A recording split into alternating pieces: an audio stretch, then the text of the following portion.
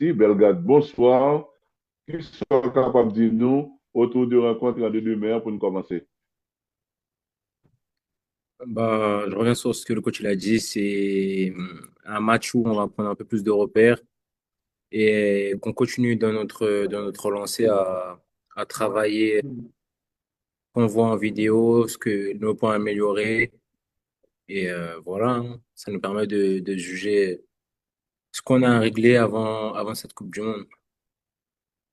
Bien, merci donc à coach Minier et Jean-Yves Belgrade.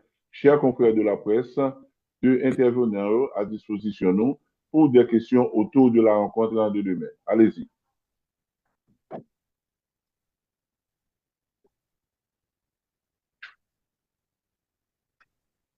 Bonsoir, Caleb Jeff-Pierre pour Haïti Tempo. J'ai une question pour le coach et une autre pour Michel Rickner. D'abord, coach, à l'issue de de ce rassemblement, euh, vous avez déjà en tête la majorité des noms qui vont être sélectionnés pour la Coupe du Monde? Et pour Jean Rickner, je voulais dire que depuis ton arrivée en septembre, on a vu une équipe haïtienne en nette progression et cela facilite la venue de d'autres joueurs binationaux. Et es-tu conscient du rôle que tu joues dans cette évolution? Et également, penses-tu que cette dynamique actuelle peut encore attirer davantage de talents et pour l'avenir? Merci. Évidemment, Caleb, j'attends de ces deux rencontres d'avoir encore un peu plus de réponses quant aux interrogations que je peux avoir, essayer de travailler et creuser encore plus ces associations que peuvent et les connexions que peuvent avoir mes joueurs les uns avec les autres, de manière à ensuite que ce soit des éléments supplémentaires pour pouvoir, moi, faire le choix le plus serein possible. Mais il faut savoir que ça, c'est la première étape de la feuille de route qui doit nous amener à la Coupe du Monde. Mais la deuxième étape, ce sera le mois et demi qui nous sépare de notre stage de préparation. Il y aura encore beaucoup de matchs et beaucoup de projets pour eux au travers leur club, d'ambition sur la fin de saison. Donc, il s'agira pour eux d'être performants. D'ici là, demain, je l'espère, de me donner encore de bonnes réponses quant à leurs intentions et leur potentiel. Et puis, voilà, courant mai, il sera temps de se pencher et de trancher, puisque c'est mon rôle, sur une liste définitive devant nous mener à guider cette équipe pour la Coupe du Monde et de la guider du mieux possible. Belgrade? Euh, ouais, je reviens sur la Alors, question. votre influence sur le jeu de l'équipe haïtienne depuis votre arrivée et ensuite votre présence a servi à attirer d'autres joueurs dans le groupe. Qu'est-ce que vous avez à nous dire autour de cela? Est-ce que vous pouvez continuer à attirer d'autres joueurs dans l'effectif? Bah, nous, notre rôle entre joueurs, on va dire, notre rôle est de performer sur le terrain, essayer de montrer nos ambitions, essayer de montrer que le groupe veut progresser, le groupe veut s'améliorer et pouvoir confronter les grandes nations. Ensuite, moi, sur le terrain, j'essaie d'apporter le maximum à l'extérieur comme à l'intérieur pour apporter aux jeunes et aux joueurs qu'est-ce qu'il faut sur le terrain, apporter ma touche, on va dire, de joueurs de première ligue. Et je pense que ouais, c'est important pour le groupe, les accompagner dans cela, leur apporter de la confiance parce qu'on a un groupe avec pas mal de talent et je pense qu'on peut faire de grandes choses. Et ouais, j'essaye d'être un peu une genre de connexion entre joueurs, essayer de discuter avec tout le monde, essayer de mettre une bonne vibes, euh, une bonne ambiance de travail et pouvoir progresser. Ensuite, par rapport aux joueurs binationaux, on va dire, c'est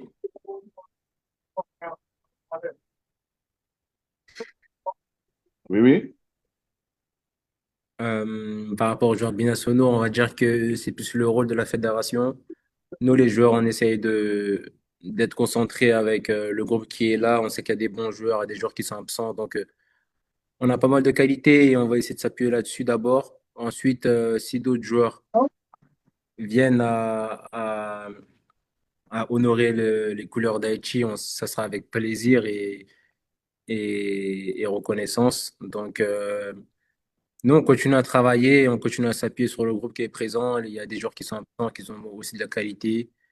Et on voit comment on travaille. Et pour les binationaux, franchement, c'est une situation qui est délicate pour eux, on comprend. Et après, c'est au rôle de la Fédé de pouvoir on va dire, les faire agir et les donner envie de venir, quoi. Donc, franchement, nous, on joue notre rôle de joueur, comme on a dit, on continue à travailler sur le terrain et après le reste, ça nous dépasse. Donc, c'est leur choix, c'est leur travail. Merci. Nous allons enchaîner avec un autre confrère. Le suivant. J'ai une question, Jean-Pierre Etienne pour Radio Ibo. Alors, ma question s'adresse au sélectionneur Sébastien Minier. Avez-vous revu le match face à la Tunisie? Et si oui, que retenez-vous de cette rencontre? Une analyse à froid sur notre performance. Merci. Si je vous dis non, ça voudrait dire que je ne suis pas très professionnel. Évidemment qu'on l'a revu. Et les enseignements, c'est que, évidemment, quand on rate notre entame de match à ce niveau-là, parce qu'on joue en ce moment, la qualification nous a permis de le faire, on joue des belles équipes, et puis plus ça va aller, mieux ça va aller vers à l'approche de la Coupe du Monde. Donc quand on joue ce type d'équipe, on peut pas avoir de trou d'air, ne serait-ce que quelques secondes peuvent vous pénaliser. Voilà, on a mis quelques minutes avant de rentrer dans notre match et on l'a payé cher puisqu'on a été mené 1-0 et puis malheureusement, on n'a pas pu revenir. Voilà, je dirais qu'on est, malgré toutes les qualités de mes garçons, on est en apprentissage. Quand je dis en apprentissage, c'est que je pense que pour pouvoir performer au niveau des équipes que l'on rencontre actuellement, il faut une expérience commune. Aujourd'hui, Jean Rickner, par exemple, je crois qu'on est à 7 sélections, si je ne dis pas de bêtises. 7 sélections, Yacine Fortuné, 4, Isidore, c'était la première. On a une moitié d'équipe comme ça. Je pense qu'il faut 15, 20 sélections en commun pour pouvoir commencer à sentir une équipe et à être performant au niveau vers lequel on veut évoluer. Voilà. Donc, mais on est en chemin, on est en apprentissage, on paye de nos erreurs assez cher, mais on n'est pas aidé non plus par le corps arbitral, puisque pour avoir revu le match, je me demande comment il n'a pas pu siffler penalty sur Isidore. Voilà, mais c'est pas grave. On est dans un process de construction. Le tout, c'est d'être réellement opérationnel au niveau où on l'espère, encore une fois, au mois de juin. Donc, on est en mode évolutive, d'apprentissage, de construction. Il faut aussi créer une dynamique et des connexions entre les uns et les autres. Mais voilà, j'ai bonne histoire, j'ai des bons garçons motivés qui ont l'amour de leur pays. Ça, c'est important. Qui ont quelques qualités footballistiques non négligeables. Donc, je pense que tout va dans le bon sens. Il faut un petit peu de temps et on aura des arguments à faire valoir incessamment sous peu. Merci. On va enchaîner avec un troisième confrère. Le suivant. Je suis James Beck pour Sportation Info. Euh, je salue Bellegarde et je salue aussi le coach. Alors, je salue le coach Minier. Et ma question est la suivante pour le coach. Coach, est-ce que vous avez regardé le match Canada face à l'Islande? Bon, ils ont fait nul. Quelle est votre lecture de ce match et qu'est-ce que vous promettez pour le match de demain avec nos grenadiers? Et puis, pour Bellegarde, j'ai cette question. Comme joueur et Bellegarde, vous jouez dans une grande ligue, à savoir la Premier League.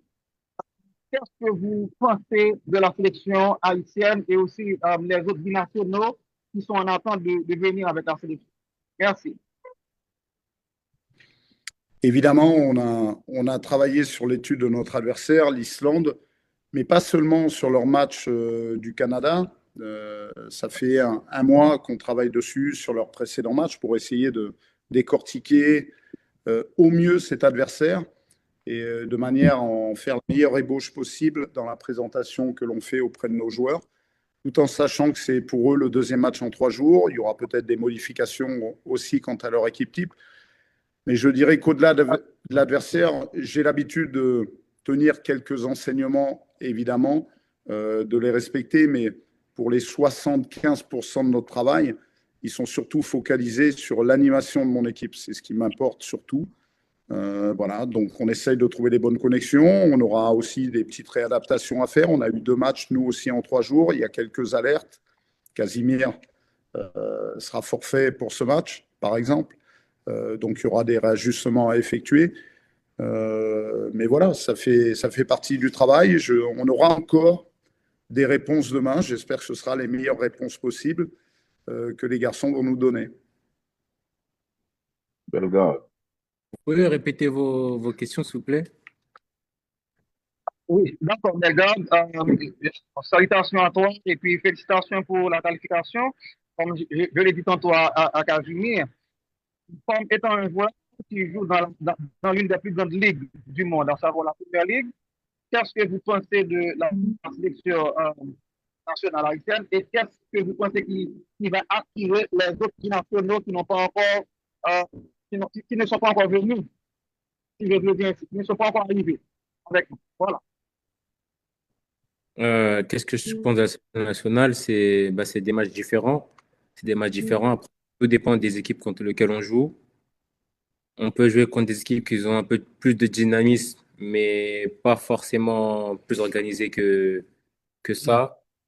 Donc, je pense que tout dépend des nations. Et je pense que c'est bien de jouer contre des nations comme la Tunisie, qui ont, on va dire, parfois plus d'idées claires, qui puissent nous permettre de pouvoir travailler tactiquement et puis de voir les points sur lesquels on peut s'améliorer.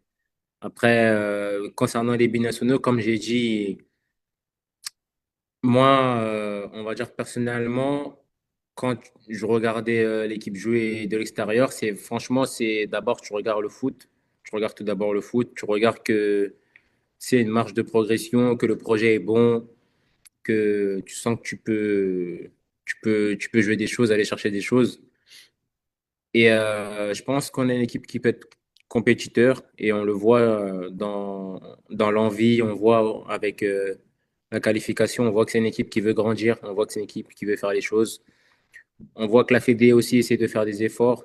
Et après, franchement, tout dépend des joueurs qui veulent venir écrire leur histoire avec leur pays, qui portent vraiment Haïti dans leur cœur, qui veulent écrire quelque chose en sélection nationale. C'est quelque chose qui n'est pas forcément facile, vu que souvent les binationaux peuvent aussi jouer pour d'autres nations.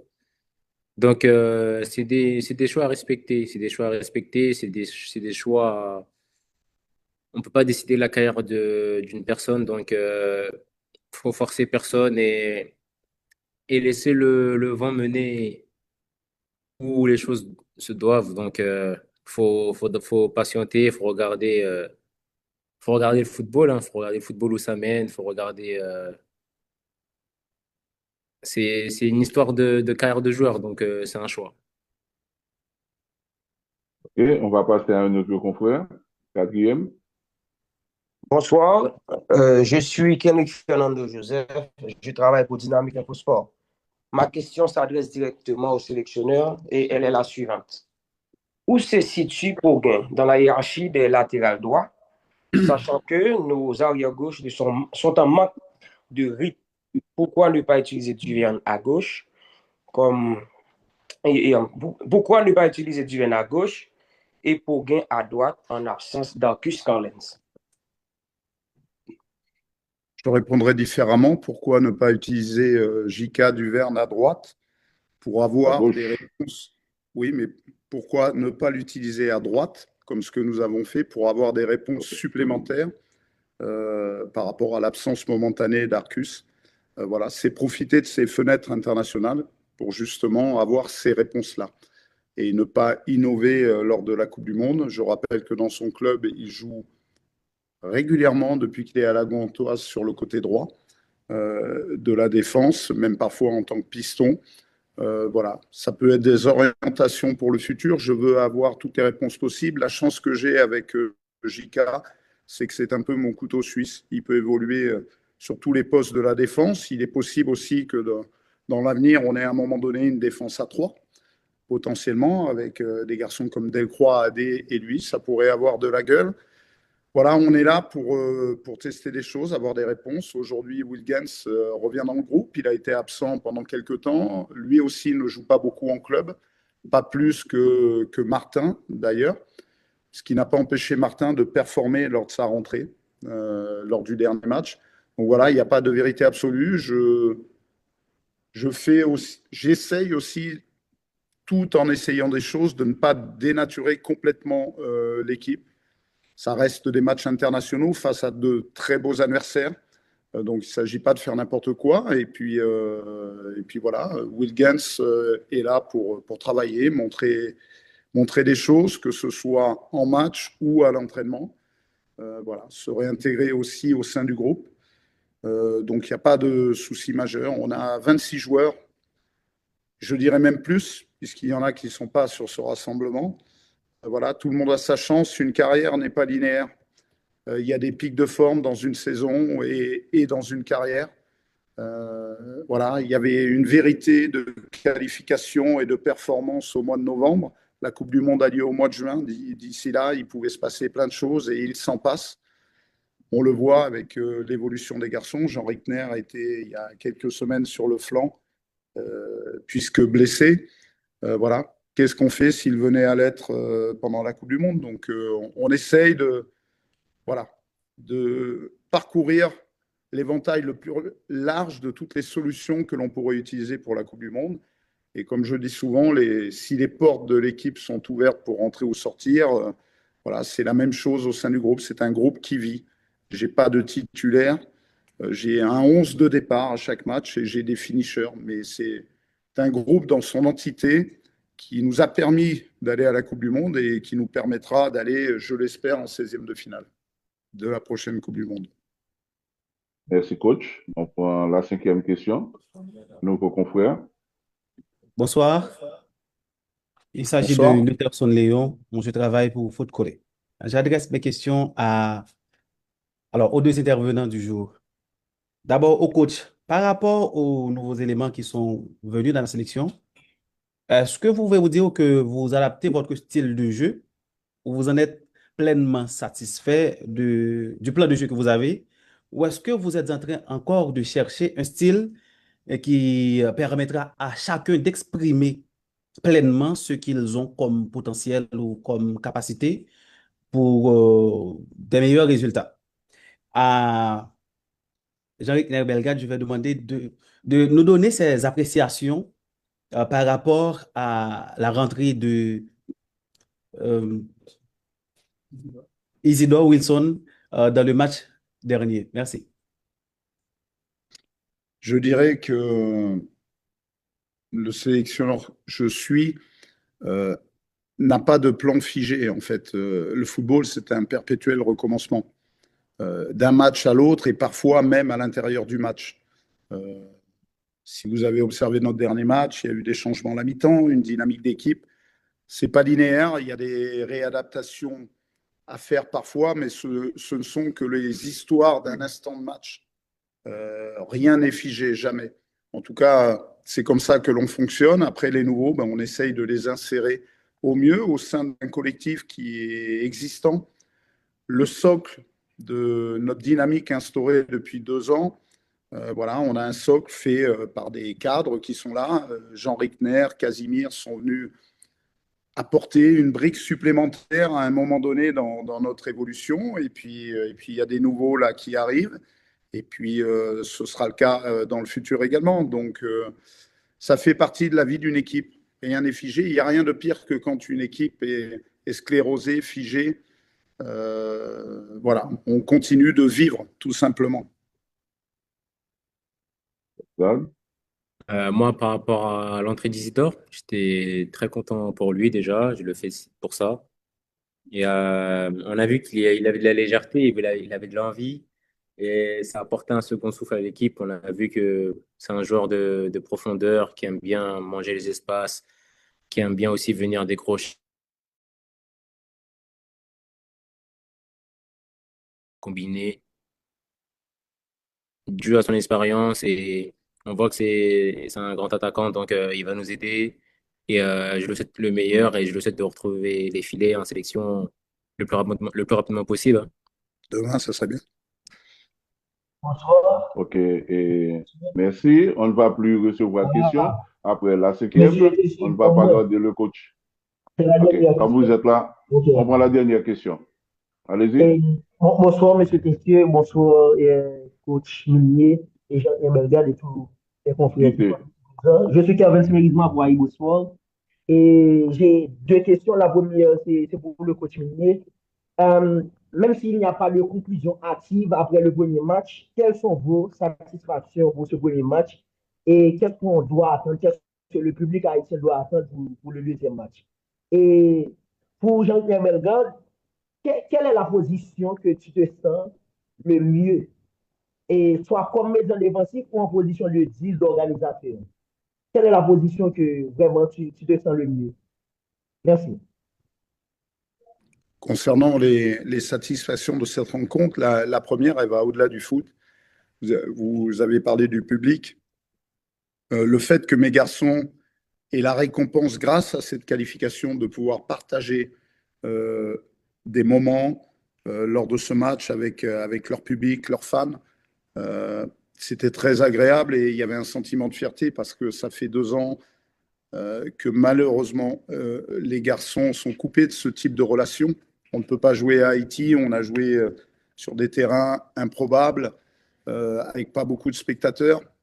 C'était très difficile, ils ont fait preuve d'une énorme résilience par rapport à ça, je les félicite encore. Donc c'était la première satisfaction de les voir pouvoir partager ces moments.